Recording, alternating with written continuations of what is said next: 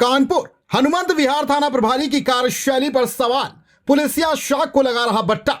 नाबालिग का अपहरण कर दुष्कर्म करने वाले आरोपी को थाने से ही छोड़ा। बीते दिन पीड़िता के घर पर हमले के बाद परिवार ने मीडिया को सुनाई अब बीती। बीते कई महीनों से शिकायतों के बावजूद कार्यवाही नहीं कर रही थी पुलिस। आरटीआई न्यूज 24 के लिए नौशाद अहमद की रिपोर्ट। हमारे बगल में एक लड़का रहता है, उसका नाम पैट और अतुल है। अच्छा। अतुल पाल। तो उसने एक बार में किडनैप किया था। कब किया था? शिवरात्रि के दिन। अच्छा, ठीक।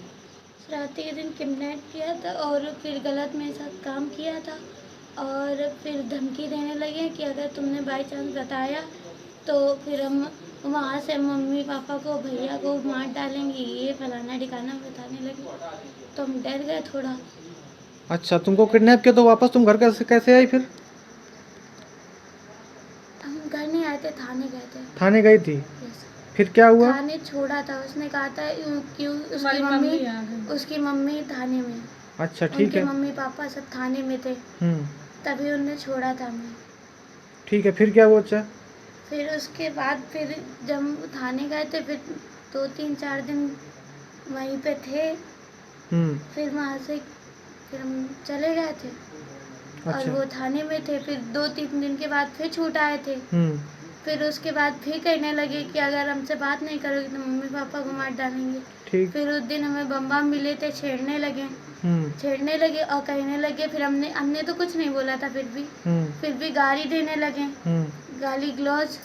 फिर हमने कहा जो तुम्हें कुछ करना हो कर लो जाके। कहने लगे मम्मी पापा को मार डालें। हमने कहा जो तुम्हें कुछ करना हो जाओ कर लो। कल बच्चा तुम्हारे घर में क्या हुआ है? कल का घर में हाँ, बोलो।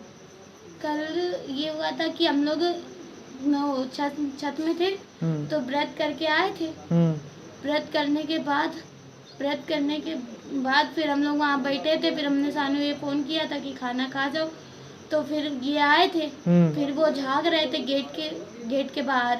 सानू वो कहने लगे कि यहाँ पे क्या कर रहे हो।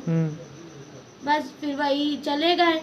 फिर चलने के बाद फिर कहने लगे कि भाई कि हम तुम्हारे हर घर परिवार को मार डालेंगे। फिर यहाँ पे ईंटा ही फेंका था तो वो गेट का कुंडा टूट गया है और फिर एक बार कूदे भी थे ये। अच्छा, इतना सब हो गया, पुलिस ने कोई कार्रवाई नहीं की है? नहीं। चलो, ठीक है।